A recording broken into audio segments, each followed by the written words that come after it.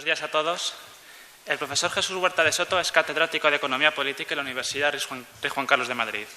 Aparte de eso, a día de hoy es la figura más representativa dentro de la escuela austriaca. Sus trabajos sobre los ciclos económicos y el patrón oro han dado la vuelta al mundo y han sido citados por varios miembros de la escuela austriaca como Lew Rockwell o Israel Kirzner. Aparte de ello, Huerta de Soto se puede considerar como uno de los que más ha hecho por el liberalismo en este país y por el libertarianismo y el anarcocapitalismo. Muchos de nosotros hemos visto sus vídeos en YouTube. ¿Quién no le ha visto romper el billete de 10 euros? Muchos de ellos hemos visto el vídeo diciendo que invierta su puta madre. Y por ello tampoco me voy a extender mucho porque es que lo conocemos todos. Así que le voy a ceder la palabra que creo que todo el mundo está deseando. Don Jesús Huerta de Soto. Muchas gracias por esta amable presentación. Para mí es un gran placer estar esta mañana del sábado aquí con todos vosotros, sobre todo con la gente joven, que yo creo que es la mayor esperanza para el futuro de la libertad. Y mi intervención hoy es una intervención que pretende ser muy contundente. O sea, yo lo que voy a tratar de demostrar es que el liberalismo es una utopía teóricamente imposible. Esto es esencial. El liberalismo clásico está condenado a morir. Desde el punto de vista científico es imposible, desde el punto de vista ético es profundamente inmoral. Y que el único sistema de cooperación social teóricamente posible y compatible con la naturaleza del ser humano es el capitalismo libertario, la anarquía de propiedad privada o, si ustedes prefieren, el anarcocapitalismo. No hay peor enemigo para la libertad que el liberal clásico. Esta es la tesis, voy a mantener, clarísimo. ¿Y por qué? ¿Por qué el liberalismo es teóricamente imposible? El liberalismo es teóricamente imposible porque lleva dentro de sí mismo la semilla de su propia destrucción. Ya saben ustedes que las enfermedades más graves son aquellas que afectan al sistema inmunológico, van destrozando a uno por dentro, van debilitando el sistema de autodefensa hasta que el ser humano muere. Y si no, tenemos aquí el ejemplo tan próximo del ébola. El liberalismo clásico es el ébola de la libertad individual. ¿Y por qué lleva dentro de sí mismo la semilla de su propia destrucción? Pues muy sencillo, porque no solo es que acepte, es que considera necesaria la existencia de un Estado, siquiera sea mínimo, para organizar la cooperación social. Y esto, señores, es el problema esencial. Porque una vez que se acepta la existencia del Estado, una vez que se da entrada al virus del ébola en el organismo, estamos perdidos. Porque el Estado, y esto es lo que vamos a demostrar a lo largo de esta intervención, primero, no es necesario. Segundo, es teóricamente imposible organizar la sociedad en base al estatismo. Y en tercer lugar, y esto es lo más importante, una vez que has dado entrada en tu organismo al virus destructor, que es el Estado siquiera sea mínimo, es imposible poner freno a su crecimiento sin límites. Es imposible limitar el Estado. Si algo está claro, es que el programa político del liberal clásico ha fracasado. Ostentosamente, el Estado no ha dejado de crecer. Y lo que hemos podido llegar a demostrar los teóricos de la economía son las razones por las cuales tal fracaso era inevitable. Una vez que el Estado existe, es imposible limitar su crecimiento. Pero vamos a comenzar por el carácter innecesario del Estado. Porque solo desde el equivocado punto de vista del paradigma neoclásico del equilibrio podía concebirse la existencia de un hipotético grupo de denominados bienes públicos, aquellos en los que es imposible, se dice, la rivalidad en el consumo, aquellos que están forzados a una oferta conjunta. Se ponen ejemplos típicos de bienes públicos como, por ejemplo, los faros o la seguridad, la defensa pública, etcétera. Pero todo este análisis es erróneo. La entrada en nuestra disciplina de la concepción dinámica del mercado basada en la creatividad empresarial ha arrumbado, ha hecho que cayera como un castillo de naipes todo este análisis sobre los supuestos, supuesta existencia de bienes públicos que bloquearía de alguna forma la manifestación de preferencias a nivel público y exigiría la existencia de un órgano monopolista de la violencia para proveerlos. Repito, todo el análisis dinámico basado en la empresarialidad y en el orden espontáneo del mercado, del proceso de mercado, ha echado por tierra toda esta argumentación neoclásica. Porque desde un punto de vista dinámico, siempre que se da una supuesta situación estática de bien público, es decir, de no rivalidad en el consumo o de oferta conjunta, surgen inmediatamente los incentivos empresariales que llevan al descubrimiento de las innovaciones necesarias para permitir precisamente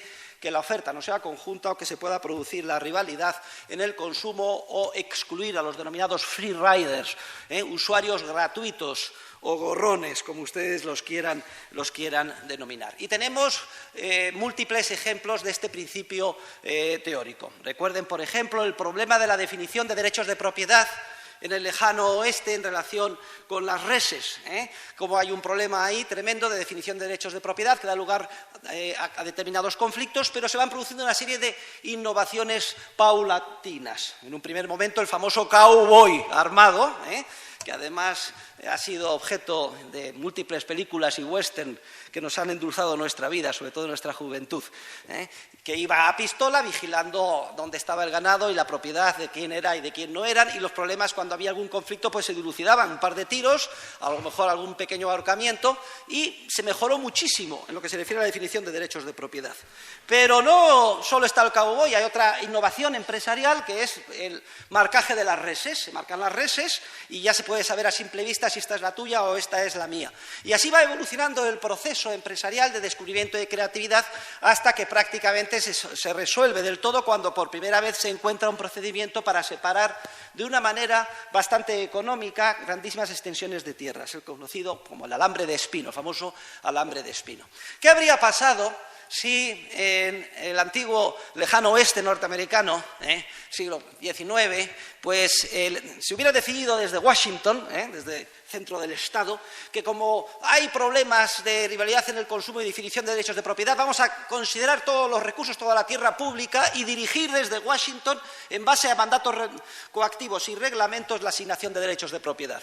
Habría sido un caos y, además, lo más grave todavía, se habría bloqueado el proceso de creatividad empresarial tendente a solucionar los problemas supuestos de bien público. Luego, desde un punto de vista dinámico, basada en la concepción de la empresarialidad y del orden espontáneo del mercado, impulsado por esa creatividad innata del ser humano, el conjunto de bienes públicos tiende a hacerse vacío, sobre todo como condición necesaria si el Estado no interviene y no bloquea el correspondiente proceso.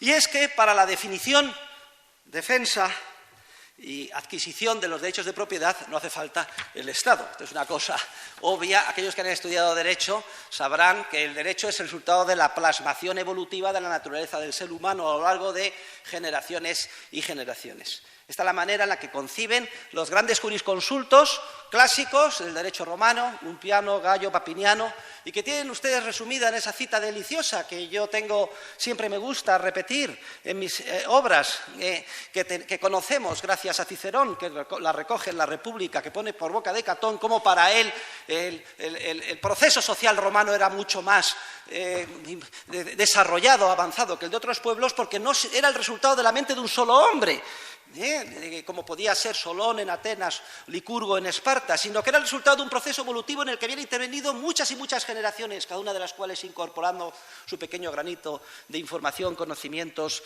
experiencia, etc. Y además añade Catón que aunque se pudiera incorporar toda la información o el conocimiento en la cabeza de un solo hombre, este jamás podría hacerse con todo el conocimiento que necesita para organizar la sociedad, porque el orden espontáneo del mercado con mucho supera la capacidad de asimilación o de comprensión de un ser humano o grupo de seres humanos por sabios, buenos, expertos o benevolentes que sean. Este es en última instancia, el corazón del argumento sobre el teorema de la imposibilidad del socialismo que después articularían Mises y Hayek. Pero de una manera tan simple y sintética, yo creo que ni Hayek pudo explicarlo mejor.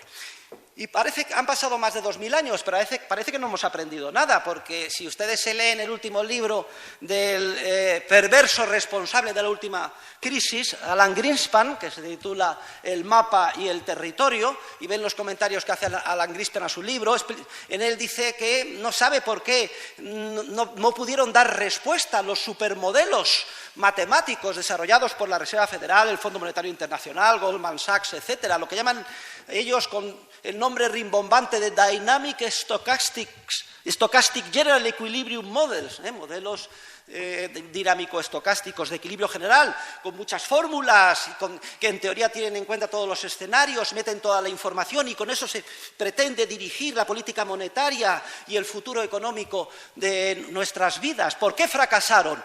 Porque no importa lo arrogante, lo bien desarrollado, los miles de millones de dólares que se han invertido en esos modelos, es imposible incorporar en los mismos el enorme volumen de información y de conocimiento que continuamente se genera de manera creativa a nivel del proceso social empresarial.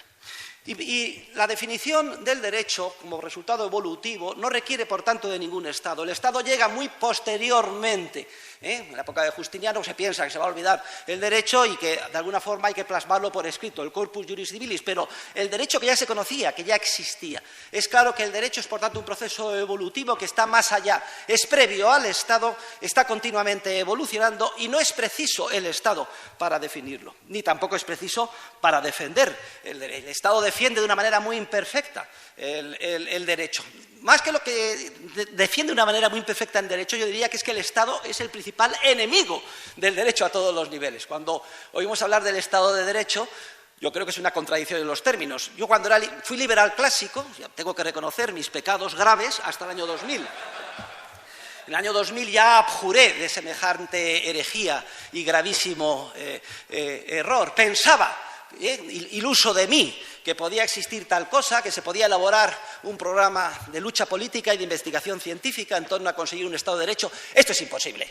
Hablar de Estado de Derecho es, como dice Anthony de Hassay, una contradicción en los términos, tan grande como referirse a un círculo cuadrado, a la nieve caliente, a un esqueleto obeso o a una puta virgen. Es lo que dice.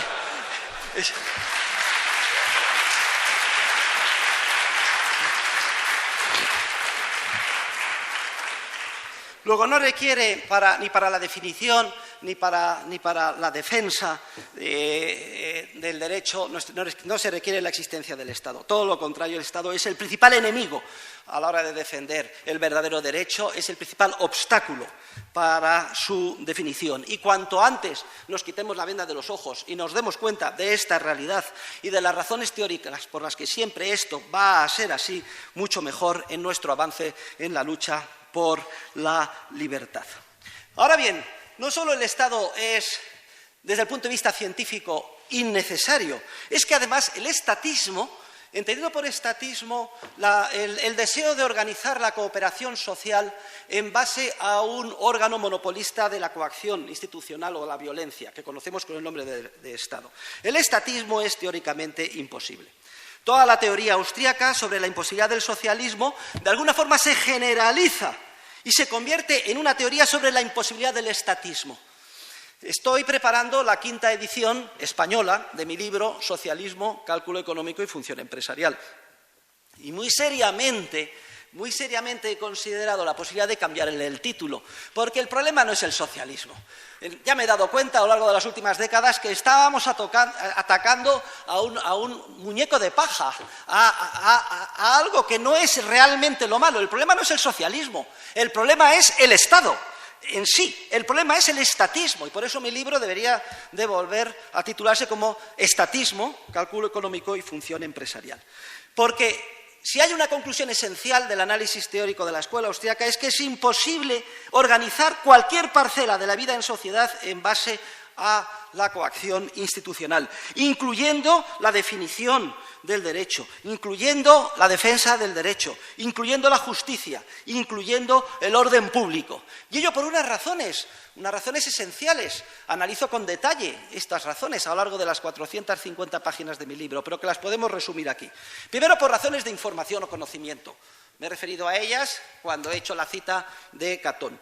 Es que es inmenso el volumen de conocimiento e información, ni siquiera lo podemos concebir, que continuamente generamos nosotros, los seres humanos de a pie, conforme desarrollamos nuestras vidas.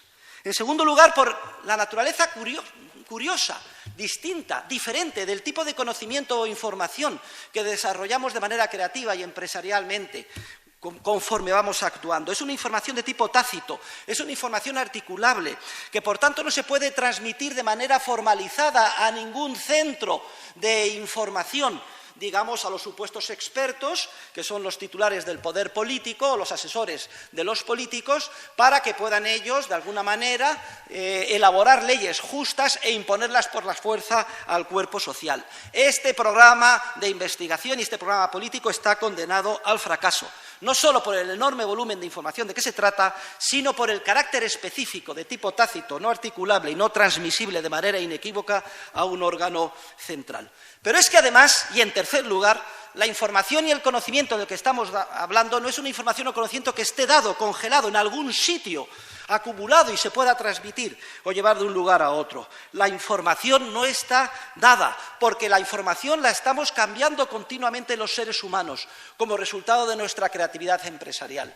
No podemos conocer hoy la información que generaremos empresarialmente mañana, entre otras cosas porque si la conociéramos hoy ya no sería información de mañana, sino que sería información de hoy, ya obsoleta, con un valor ya, si ustedes quieren, meramente arqueológico. Pero resulta que el organizador coactivo, el Estado, la información que necesita para dar un contenido coordinador a sus mandatos en cualquier parcela de las que quiera intervenir, es la información que será relevante mañana y que no es una información que todavía ha surgido y ha sido creada desde el punto de vista empresarial. Nos damos cuenta de la paradoja, de la imposibilidad teórica de que pueda conseguir éxito en su programa de organizar la sociedad con éxito el Estado.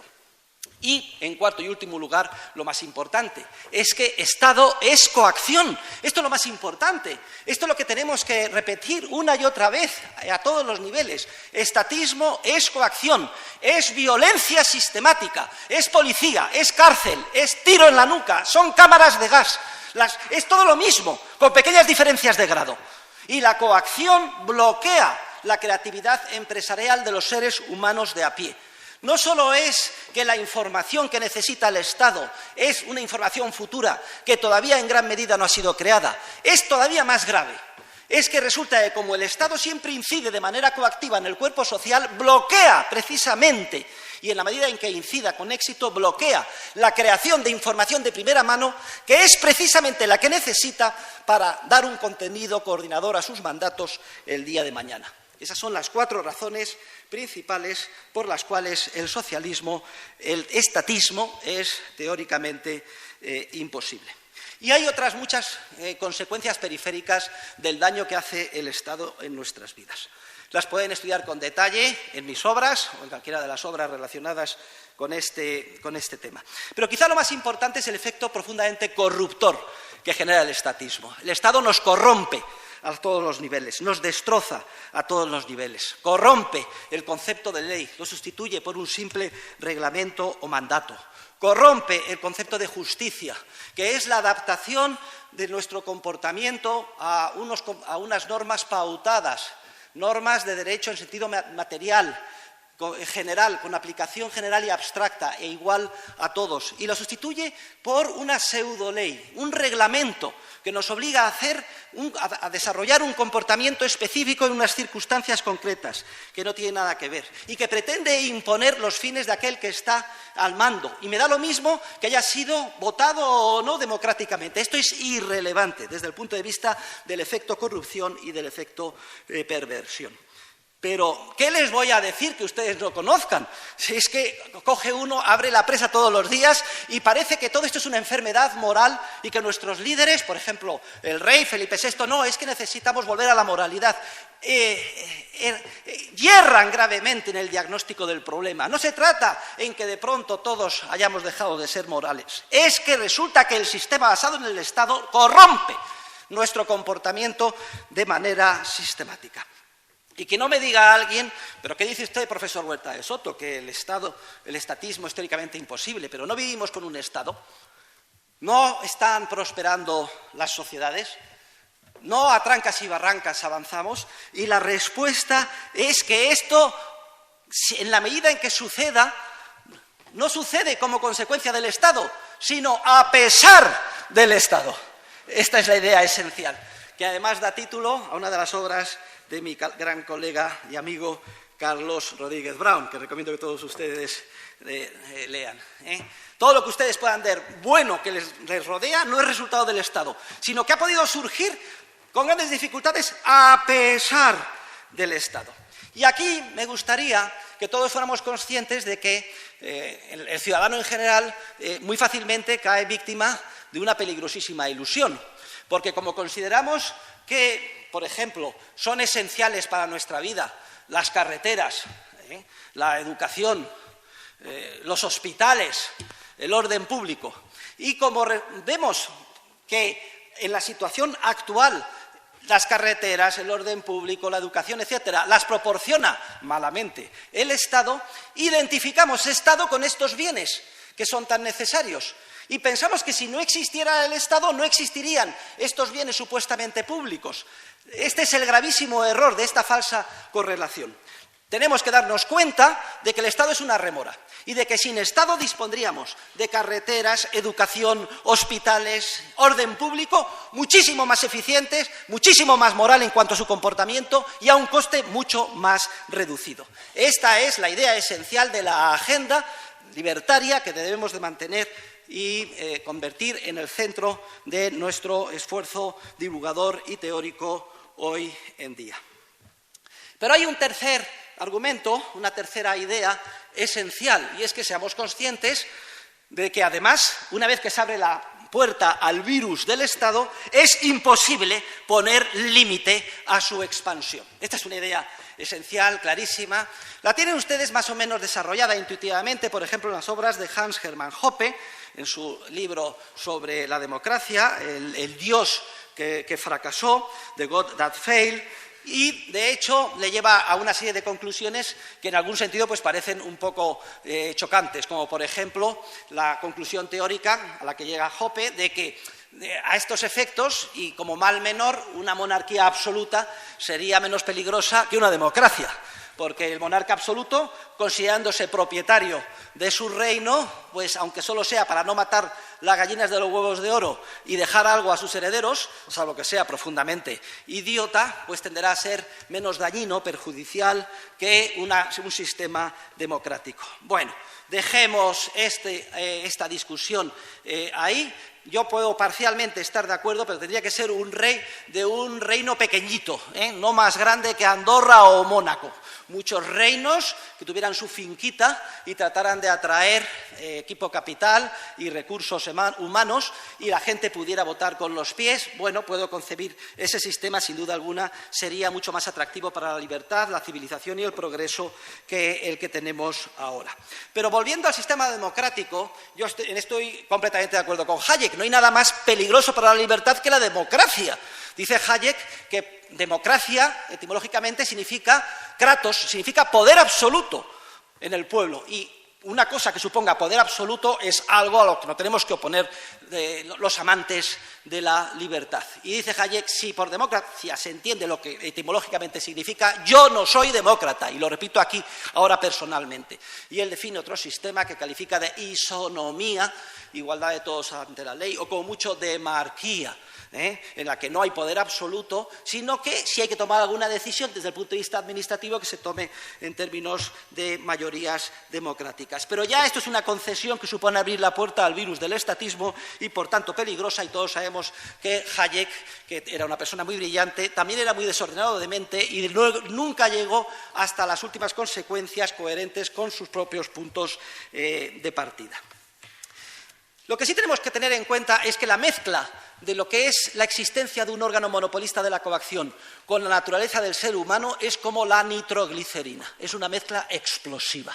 En el momento en que hay un órgano que se arroga con carácter monopolista la coacción institucional, y teniendo en cuenta cómo hemos sido creados y la naturaleza que tenemos los seres humanos, ya estamos perdidos. Porque eso atrae como un imán, primero, el desarrollo de todas las facetas más perversas y los peores vicios que el alma humana puede generar. Y por otro lado, el deseo de manera directa o indirecta, acercarse al poder para manipularlo. No hace falta coger la prensa para leer las historias del pequeño Nicolás y darnos cuenta de cómo atrae la maldad a todos los niveles, incluso desde que somos pequeñitos. Por cierto, que si no le pillan al pequeño Nicolás, yo estoy seguro que llega a presidente del gobierno, no tengan ustedes ninguna duda. Lo que no sé es si casado o no con la denominada Pechotes, que me he enterado esta mañana que anda por ahí circulando. Y yo no salgo de mi asombro. En una noticia, el Nicolás y la Pechotes. En el otra, el PP financió con 750.000 euros con dinero negro el arreglo de su sede social. ¿Pero dónde vivimos? Y todo el mundo sorprendido. ¿Qué país? ¿Qué falta de moralidad? Nada de falta de moralidad. Es lo típico que siempre sucederá en un entorno en el que el Estado se encarga de la organización social. Y es que, además, hay un proceso de corrupción que interactúa. A los políticos les interesa mantenernos constantemente infantilizados. El esquema, basta encender la televisión y ver un telediario cualquiera, es siempre el mismo. Se detecta un supuesto problema, se achaca el problema a las fuerzas perversas del mercado, siempre hay ánimo de lucro de algún empresario capitalista perverso que no tiene en cuenta el bien común, pero ustedes, ciudadanos, quédense tranquilos porque ya ha llegado papá Estado que ha tomado tales medidas, legislación, reglamento, etcétera, y el problema va a quedar solucionado. Al ser humano, es normal, nos produce vértigo el hecho de que el futuro sea un por hacer y no un porvenir, y que, por tanto, como no está ahí dado y solo falta que llegue, sino que lo tenemos que construir o hacer día a día, hay una incertidumbre ineradicable sobre cuál va a ser. Esto, precisamente, que es inseparable con nuestra propia naturaleza, es lo que hace que merezca la pena vivir nuestras vidas, porque hace atractivo vivir, hace que la vida sea un continuo desafío.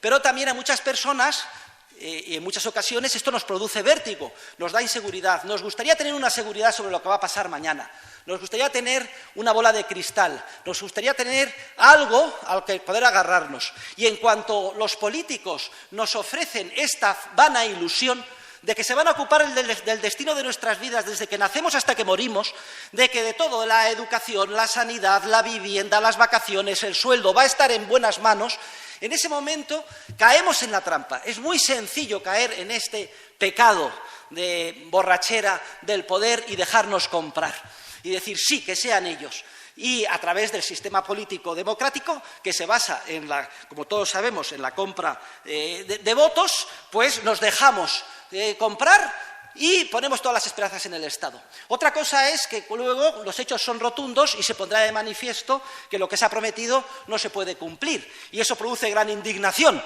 Y están los indignados en la Puerta del Sol y Podemos, que son como nosotros, pero en las antípodas, todos diciendo que van a acabar con esto, que lo que hace falta es todavía más Estado, una revolución, quemar a los políticos, pero también a los banqueros, a los empresarios, a todo Kiski, pedir la condonación de la deuda, etcétera. Pobrecillos, qué incultura, pero por lo menos es caldo de cultivo preparado para que les expliquemos y les enseñemos cuál es la realidad.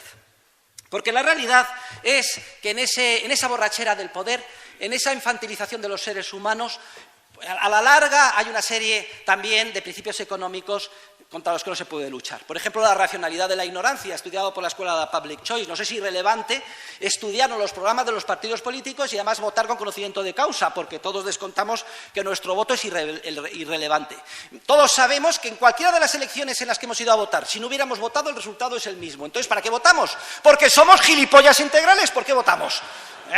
Pues porque nos quedamos más tranquilos, porque lo concebimos en términos de mi equipo de fútbol, que ganen los míos y no ganen los otros, o porque este me parece más guapo, porque tiene morritos, el otro me parece más feo, o porque en mi casa siempre se ha odiado a los de derecha, a la derechona, o se ha odiado a los de izquierda, a los comunistas, por toda una serie de razones más o menos prosaicas, pero que nada tienen que ver con el fundamento realmente social de lo que debería de ser un voto.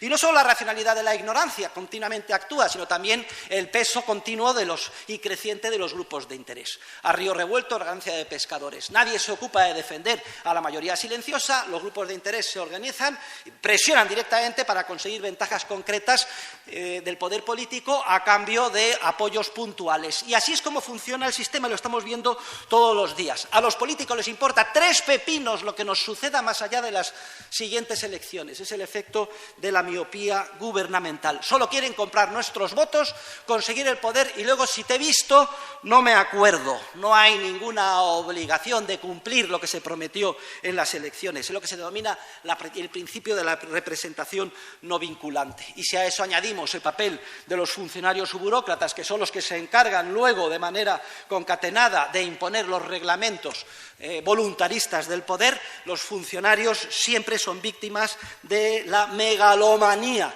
Lo único que quieren es más presupuesto, siempre que conciben que su departamento es el más esencial. Una vez que se ha creado, jamás puede cerrarse. Ningún funcionario en el pasado, en el presente y en el futuro pues reunirá a los periodistas en una conferencia de prensa para decirles: señores, después de un estudio profundo por nosotros hemos llegado a la conclusión de que nuestro departamento sobra y le he pedido a mi ministro que lo cierre. ¡Jamás ocurrirá tal cosa! Todo lo contrario. Hay problema en la justicia. ¿Qué es lo que se pide? Más presupuesto, más jueces, más funcionarios. Siempre lo mismo, en todos los ámbitos. Es el efecto de la megalomanía, de la irresponsabilidad del funcionario, que lo único que quiere, porque es lo único que le encorseta el presupuesto y el reglamento, más libertad en el sentido de más presupuesto y más gasto. La mezcla de todos estos inevitables principios con la naturaleza nuestra es tremendamente letal. Y además hace que no sea una parodia esa famosa frase de Groucho Marx, que definía la política, y cito literalmente, como, primero, el arte de buscar problemas inexistentes. Segundo, convencer a la gente de que se han encontrado esos problemas, que solo son aparentes.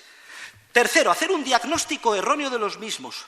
Y cuarto, aplicar medidas contraproducentes que no los solucionan, sino que los agravan, en caso de que hubieran existido.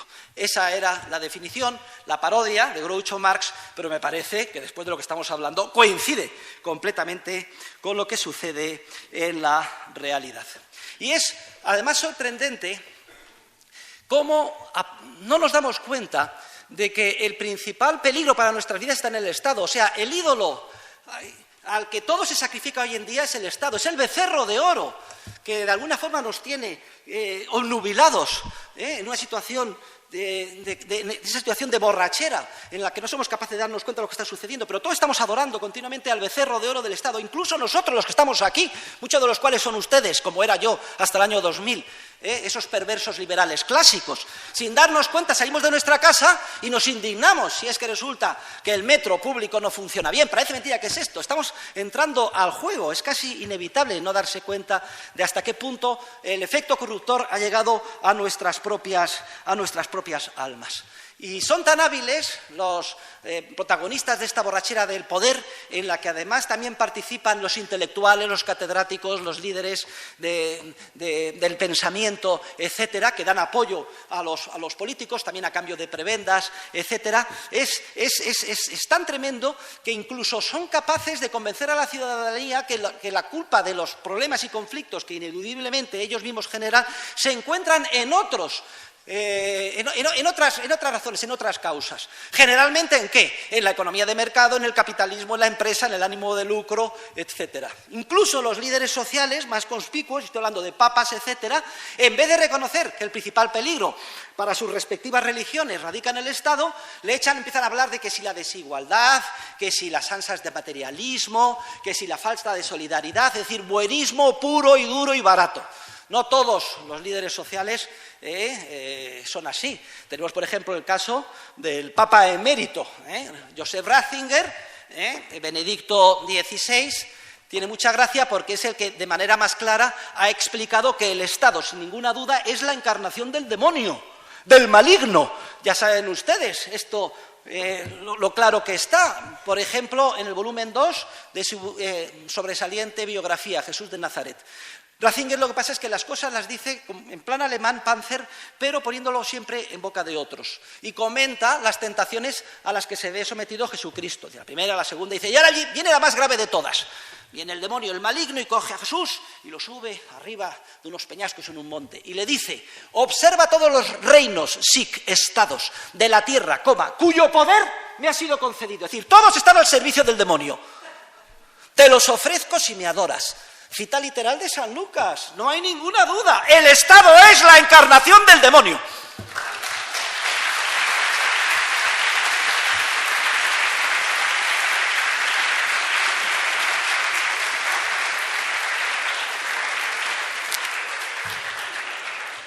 Y en ese proceso de adormecimiento de nuestra responsabilidad, de nuestra razón, de nuestra capacidad de discernir moralmente lo que está bien, lo que está mal, el Estado juega un papel terrible. Ratzinger pone esta idea en boca de Soloviev, uno de los más importantes teólogos, que escribe un libro que se titula El camino abierto para la paz y la prosperidad en el mundo.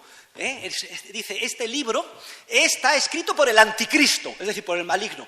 ¿Y qué es lo que dice Soloviev? ¿Por qué argumenta que este libro es fruto del anticristo, del maligno, del demonio? ¿Saben ustedes lo que dice este libro, lo que defiende este libro? Dice que la paz, la prosperidad, el bienestar se tiene que lograr en el mundo gracias a un Estado mundial dirigido por expertos buenos. ¡Ese es el demonio!, dice Soloviev. Y Ratzinger lo reafirma, lo confirma. Porque lo que se pretende es salvar al ser humano aquí en la tierra, hacer aquí el paraíso terrenal, el nirvana. Como es lógico, los líderes religiosos dicen haciendo tabla rasa de Dios y movilizar a toda la sociedad en pos de ese ideal imposible. Es la borrachera de arrogancia fatal, la fatal arrogancia, el pecado intelectual más grave del ser humano, que da título a la última obra de Hayek. Ya saben ustedes el pecado original a que se debe. Viene la serpiente y le dice a Eva, siempre las mujeres son las primeras, las más listas, oye, ¿por qué no tomas de este fruto? No, nos lo ha prohibido Dios. ¿Pero por qué te lo ha prohibido? Serás sinvergüenza. ¿Sabes por qué no quiere que lo tomes? Porque si lo comes serás como Dios.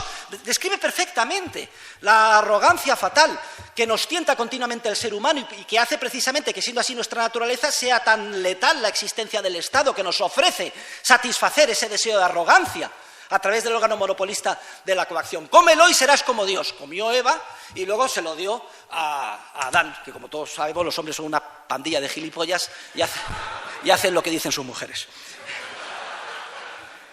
Incluyéndome a mí.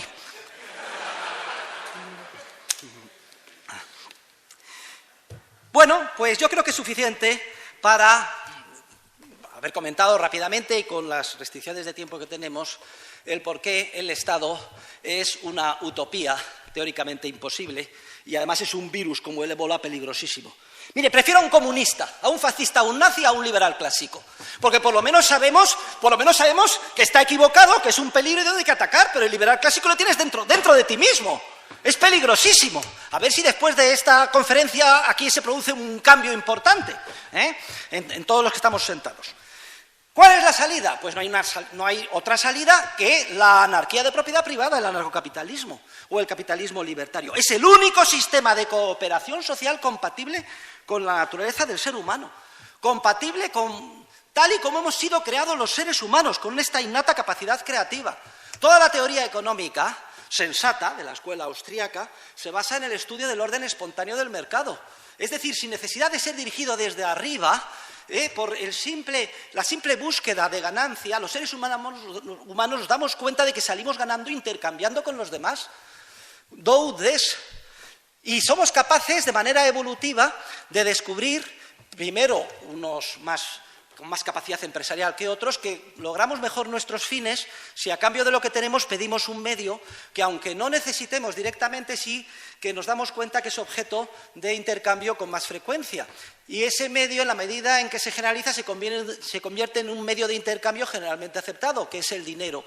Nadie tiene la capacidad intelectual, ningún experto, ni grupo de expertos para crear el dinero, ni mucho menos para mejorarlo como institución, solo para corromperlo, como vemos día a día que hacen los bancos centrales. O los gobiernos cuando conceden privilegios a los banqueros privados para que actúen con reserva fraccionaria en contra de los principios generales del derecho. Y el dinero lo que permite es la expansión sin límite de los intercambios. Por eso es la institución social por excelencia, porque la sociedad es una complejísima red de interacciones humanas que básicamente son relaciones de intercambio.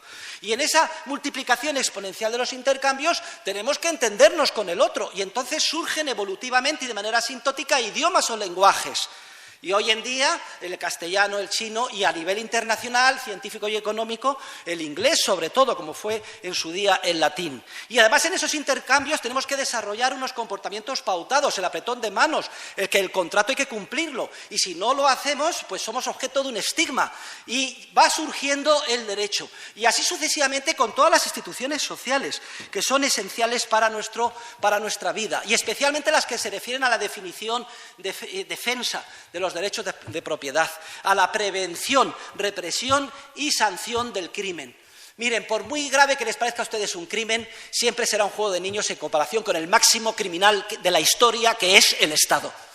Y el mercado desarrolla de manera evolutiva y muy eficiente y al margen del Estado, desde el punto de vista de la creatividad empresarial, los mecanismos paulatinos para definir, defender y conseguir la prevención, sanción y represión del crimen cada vez mejor, de manera más moral y más barata. No podemos saber exactamente cómo en un sistema anarcocapitalista con detalles se solucionarían todos los problemas. Precisamente depende de un conocimiento empresarial que todavía no se ha creado, pero el hecho de que esta capacidad creativa exista, aunque nos impide saber exactamente cómo se solucionaría, es lo que nos da tranquilidad de que debemos de confiar en la libertad y acabar cuanto antes con el Estado. La teoría del orden evolutivo y del mercado nos permite generalizar el análisis y construir toda una teoría sobre el sistema anarcocapitalista, que, por cierto, es el contenido de la parte primera del volumen 1 de mi libro, Tratado de Teoría Económica Política Moderna, que actualmente me encuentro escribiendo. Entonces, ¿cuáles son las conclusiones del análisis que estamos haciendo esta mañana? Pues básicamente son conclusiones revolucionarias. Nosotros debemos de ser revolucionarios. Yo me considero un revolucionario. A mí me gustaría que todos mis seguidores y todos ustedes sean revolucionarios. El objetivo es acabar con el Estado. Eso lo tengo que tener muy claro. Es destruir, quizá destruir conlleva una idea demasiado violenta, etcétera. Desmantelar, eliminar el Estado.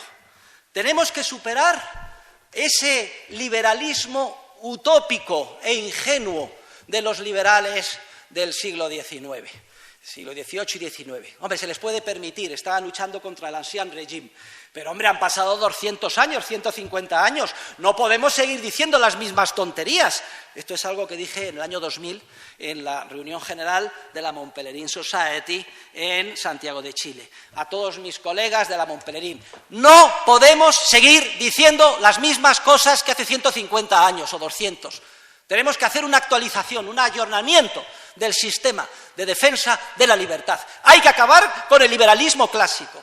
Hay que abrazar y luchar con todas nuestras fuerzas a favor de la anarquía de propiedad privada. Yo dije eso porque deseaba que me echaran de la asociación. Pero para mi sorpresa se pusieron todos de pie a aplaudirme y me hicieron vicepresidente.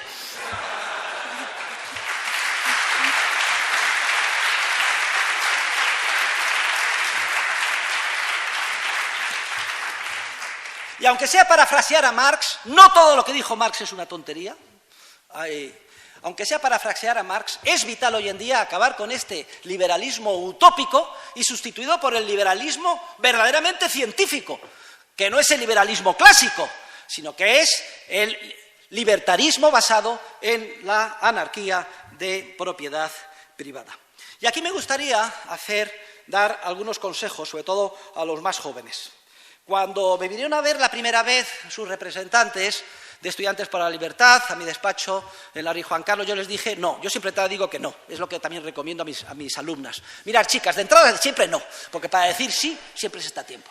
Y yo dije, no, yo no puedo, yo no doy conferencias, yo se la dejo a mis chicos, hay que dar, yo ya estoy, vean ustedes los vídeos, etcétera. Al final he terminado aquí y además muy contentos. Pero yo les dije a los que vinieron a verme, mira, lo que tenéis que hacer es estudiar.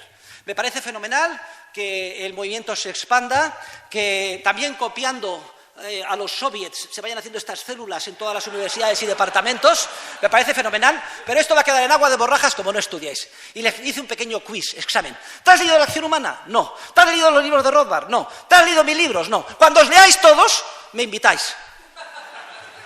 Bueno, la primera recomendación que os doy, no se puede hacer nada sin estudiar. Tenemos que estudiar a fondo, hay un acervo riquísimo de argumentos y de teorías, ya perfectamente, casi perfecta, no hay nada perfecto, pero muy elaborado, y desde luego no, a la hora de luchar en el día a día ahí fuera no podéis andar en plan light, hay que dominar, hay que luchar los argumentos. La búsqueda de la verdad científica debe de ser, además, un objetivo irrenunciable. Yo no digo que todos se dediquen al ámbito académico, aunque no estaría mal que de estos movimientos y células jóvenes surjan académicos el día de mañana que puedan ocupar puestos de responsabilidad, aunque sea en la universidad pública. Yo siempre digo que soy un virus, en este sentido de los buenos, introducido dentro del sistema malo para destruirlo. Estudio a fondo y luego aquellos que queráis dedicaros a una actividad más prosaica, más de conseguir objetivos a corto plazo, más cercana de la política, qué grave error. Durante varios años venían mis alumnos, profesor, queremos fundar un partido político. Yo, no destrocéis vuestras vidas fundando un partido político. Es como decir, nos vamos a zambullir en el flujo de sangre infectada de virus del ébola, a ver si solucionamos el sistema. Eso es imposible. Pero bueno, estos chicos son tan tozudos que al final crean su partido, el Partido de la Libertad Individual, y pobrecillos, como el programa es lo que yo decía en clase, pues me he hecho militante. Pero no destrocéis vuestras vidas, lo cual me obligó a mandar una carta rescindiendo mi militancia en el PP y en UPN, que me habían hecho ad calendas graecas hace muchísimos años y no había yo mandado orden de baja al correspondiente banco. Pero yo creo que esa es una misión perdida. La misión importante es, mediante el estudio, mediante la propagación de las ideas, mediante la elaboración de las células, mediante los think tanks. Tengo un trabajo, El economista liberal en la política, que desgrana todos los ámbitos donde podemos luchar. Ahora bien, me gustaría hacer aquí dos observaciones. Una, que a veces se consigue mucho más en vez de hablando, escribiendo con think tanks, partidos políticos, argumentando, etcétera. A veces en un día se dan zancadas de varios siglos, simplemente si hay un marco institucionalizado que te obliga a ir por donde debes. Y eso es precisamente lo que ha sucedido con el euro, que de alguna forma ha mimetizado en gran medida el funcionamiento del patrón oro. Nunca pensé yo en vida que iba a haber las reformas que se han efectuado en España. Y ha sido porque el gobierno se vio literalmente obligado a hacerla, los dos gobiernos, incluyendo la reforma de la Constitución estableciendo el principio del presupuesto equilibrado. Vamos, es que si vive James Buchanan, le da un síncope y se vuelve a morir. Es lógico, y es cierto, que yo a nivel público digo que estas medidas son una mierda, que no se ha liberalizado ahora en España, que hay que hacer muchísimo más, etcétera. Pero entre nosotros, nunca hubiera yo pensado que se iban a tomar, y se han tomado simplemente porque hemos perdido autonomía de política monetaria y el gobierno le vio las orejas al lobo y pensó, suspendemos pagos en 24 horas y no podemos pagar a los funcionarios. Y tomaron las medidas. Quiere decir que cuando hay un marco, el marco nos obliga a actuar bien o mal. El marco actual, lo hemos visto, con organización monopolista de la violencia del Estado, nos corrompe. Pero un marco en el que hubiera libertad, un marco en el que no existiera el Estado o estuviera reducido a la mínima expresión, es un marco que tiende a potenciar la parte de virtud de nuestra naturaleza. Y otra idea que también le querría decir es recordar la vieja afirmación de mi gran maestro, Murray Rothbard, que decía que las regulaciones se dividen en dos tipos. Aquellas que hay que eliminar directamente, esta regulación fuera, o aquellas que hay que privatizarlas. Nada más.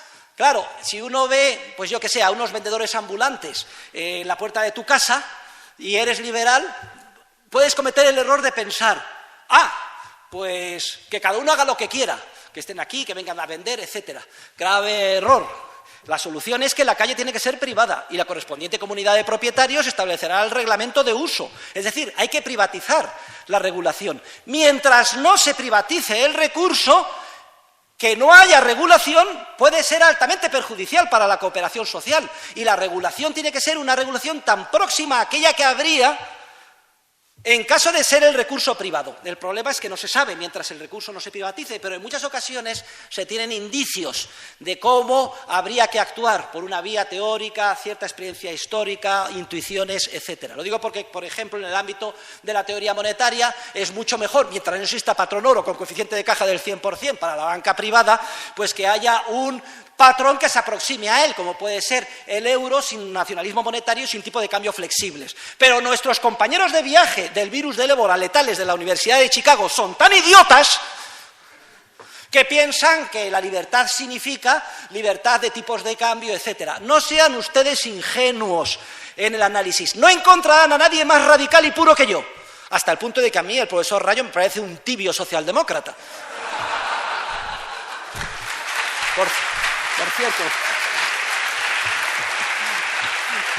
Por cierto, no sé si está el profesor Rayo aquí presente o no, no sé si está, pero le hago un poco de cabeza de turco. Ya saben, cabeza de turco es el turco que había ahí que se le corta la cabeza, cabeza de turco. Pero eso de defender la reserva fraccionaria, aunque sea para descontar letras supuestamente de buena calidad, o que tiene que haber subvenciones del Estado para I+D, con todos los respetos, profesor Rayo. En todo lo demás eres perfecto, pero en esto eres un socialdemócrata de cojones. Bien, luego, fíjense ustedes, no encontrarán a nadie más radical que yo. Creo que hoy lo he querido demostrar, pero esto, no piensen ustedes que es un radicalismo ingenuo. Salimos a la calle pegando gritos, que no haya ninguna regulación ni nada, tenemos que hacer el análisis. Y no hay ninguna contradicción. ¿Cómo el profesor Huerta de Soto, anarcocapitalista, defiende al euro? Oigan, el contexto en que lo defiendo. Mientras no podamos ir al patrón oro con coeficiente de caja del 100%, sin duda alguna es una mejora incremental respecto del peor de los mundos, que es el nacionalismo monetario con tipo de cambio flexible, aunque lo defiendan Milton Friedman y todos sus acólitos. Luego, esas son mis recomendaciones. Y si queréis dedicaros a la política, no olvidéis nunca el esquema dual desarrollado por William Hutt. Aquellos que se quieran dedicar a la política, ya les digo que es una labor perdida. Lo importante es conseguir cuanto antes el marco, que es el que fuerza el comportamiento de los seres humanos en la buena dirección. Sí, deben de seguir el esquema dual, que consiste en no perder nunca cuál es el objetivo, desde el punto de vista de la libertad, el objetivo final, acabar con el Estado. Y teniendo esto claro, bien, pues a lo mejor se pueden llegar a acuerdos parciales, consensos o pragmatismos, siempre y cuando no supongan paso atrás en la búsqueda de la libertad o en el avance hacia el desmantelamiento del Estado. Siempre y cuando no se caiga en el pragmatismo. Porque el pragmatismo barato, el hecho de ceder en los principios para conseguir a corto plazo poder político, es letal a medio y largo plazo. Claro que la política se basa en conseguir acuerdos para lograr el poder a corto plazo. Por eso digo que es una contradicción en los términos, que es destrozar nuestra vida, dedicarnos a la política. Pero como sé que hay alguno de ustedes que no podrá resistir la tentación, por lo menos que no olviden nunca el objetivo a largo plazo, desmantelar el Estado, y que en esa lucha por conseguir el poder nunca violen los principios, nunca den pasos atrás. Y nuestra posición es puramente revolucionaria, es revolucionaria a nivel científico. Estamos en un momento de cambio de la ciencia económica. Deja de ser una ingeniería social basada en el paradigma del equilibrio para convertirse en toda una teoría general sobre el Big Bang social, la expansión sin límite del conocimiento, de la información, en un mundo creativo y globalizado, en el que ni siquiera podemos imaginar lo que seremos capaces de descubrir y crear el día de mañana. Fíjense ustedes los cambios que ha habido en las últimas décadas, en los ordenadores personales, el iPhone, el iPad, y todo esto con la losa de mármol del Estado. Es que lo que puede hacer la humanidad es inconcebible si es que nos quitamos de encima ese peso, esa rémora. Y no solo una revolución científica, una revolución económico-social, también una revolución política. El saber que el enemigo es el Estado es lo más importante. Tenemos que salir de ahí pensando que tenemos que destruir el Estado, desmantelar el Estado. Y ese desmantelamiento del Estado no tiene que ser forzosamente sangriento. Ha habido revoluciones muy importantes y grandes en las que no se ha vertido una gota de sangre. En todo caso, yo soy pacifista, no soy partidario de la utilización de la violencia, más bien de las ideas y de los marcos. Y a veces se producirán saltos que ni siquiera podamos haber imaginado. Pero si alguna vez, y no desde luego les recomiendo que utilicen la violencia. Rothbard decía que desde el punto de vista práctico uno no se va a jugar la vida. Por esto, entre otras cosas, porque se perdería un soldado que no podría seguir luchando el día de mañana. Pero apliquen los principios esenciales desarrollados por nuestros escolásticos de oro del siglo más brillante de nuestra historia, siglo XVI y XVII de la Escuela de Salamanca. La violencia solo está justificada cuando se han agotado todas las medidas pacíficas. Solamente está justificada en caso de defensa, solamente propia, no con carácter agresivo. Solo está justificado con carácter proporcional. Debe haber proporcionalidad entre la agresión y la violencia que uno haga para defenderse de ella. Hay que asegurarse de que no haya víctimas inocentes en ninguna circunstancia. Y además hay que tener, decían nuestros escolásticos del siglo de oro, algunas posibilidades de éxito porque el suicidio es un gran pecado. Yo a esto añadiría dos recomendaciones adicionales, que tanto los soldados como la financiación sean puramente privadas. Esos son los condicionamientos de la violencia. Y desde luego yo creo que podemos hacer avanzar la libertad y desmontar el Estado muchísimo sin necesidad de recurrir a ella. Pero tampoco se descarta. Vean ustedes la película Valkyria, y si nos sale un Hitler, ¿quién no apretaría el gatillo para evitar que se gasearan a los judíos? Y otros muchos casos que podrían comentarse. Lean, por ejemplo, el prólogo al libro que hemos publicado sobre el verdadero Lincoln en Unión Editorial. Y termino mi intervención con unas palabras de optimismo sobre España. Porque, queridos jóvenes asistentes hoy a esta reunión, España ha sido un país tradicionalmente anarquista. España es el único país en el que ha habido un experimento de anarquismo en el que, por ejemplo, 150 pueblos, durante la época de la Guerra Civil, en el lado republicano, se declararon independientes. En el que había un general, don Cipriano Mera, anarquista, que tenía su ejército particular. Iba donde le daba la gana, atacaba cuando estimaba conveniente y se retiraba cuando estimaba conveniente, para gran desesperación del alto Estado Mayor de la República. Tienen un artículo delicioso escrito por el actual gobernador del Banco de España titulado El dinero de los anarquistas, que hemos publicado en Procesos de Mercado. Es curioso porque hay uno de los pueblos que se declara independiente en Toledo y en el que emiten su propia moneda. Dicen que no están dispuestos a aceptar la moneda de la República, la de los comunistas esos, con sus comisarios y los socialistas del PSOE. Y emiten su propio papel moneda que dice, lo tiene en el Banco de España, vale por 10 porvos con la Lola. Porvos es P-O-R-V-O-S. Hombre, no sabían escribir polvos bien. Y la Lola no se sabe quién era, pero debía de estar muy buena cuando era moneda de curso legal en ese pueblo. Y tienen la única novela escrita en sentido jocoso sobre la Guerra Civil Española, de Venceslao Fernández Flores. A todos les recomiendo que la lean. Se titula así, la novela número 13. Trata sobre un valiosísimo caballo de carreras inglés que se pierde en el conflicto. No les voy a contar el final, a lo mejor sí se lo cuento. Al final terminan comiéndose el caballo porque están muertos de hambre en Barcelona, al final de la Guerra Civil. Pero bueno, el caso es que cuenta todas las anécdotas de los diferentes pueblos, incluyendo el de otro pueblo anarquista en Aragón. Muy gracioso, porque después de echar la revolución y de haber pegado el tiro al jerarca de turno, al propietario de su finquita, etcétera, ya deciden no seguir haciendo la guerra ni luchar contra Franco y el alcalde declara el nudismo integral obligatorio. Claro, el único problema, tenías que ir en pelotas porque si no te pegaban un tiro, es que hacía un frío tremendo, sobre todo en invierno, y ya leerán en la novela las vicisitudes que sucedían en este pueblo anarquista. Hombre, el anarquismo, el libertarismo comunista, el anarquismo comunista es completamente también utópico y falaz, porque pretenden eliminar la propiedad privada. Para esto tienen que efectuar un nivel de coacción que supone recrear un Estado. Y además el volumen de crímenes que cometieron los anarquistas comunistas en la guerra civil fue muy grande, aunque en cierta medida un juego de niños en comparación con el de comunistas y socialistas, porque eran estatistas y claro, la coacción sistemática del Estado a la hora de asesinar es mucho más eficiente que la de la anarquía comunista. No hay otro experimento como el de nuestro país en este ámbito. Lo que sí podemos estar seguros es que el odio al Estado de los anarcocomunistas es superior a su odio a la propiedad privada. Con lo cual aquí también hay un campo importante en el que podemos sembrar, porque podemos explicarle en términos de racionalidad que la única posibilidad de tener éxito acabando con el Estado es a través de la anarquía de propiedad privada. Y si esto es así, y el español siempre ha sido anarquista, y si no lean ustedes el Quijote, y todos debemos de considerarnos Don Quijote luchando contra los molinos de viento del Estado, si esto es así y triunfa en este siglo el anarquismo de propiedad privada en nuestro país, España volverá a ser ejemplo para el mundo. España volverá a materializar un nuevo siglo de oro.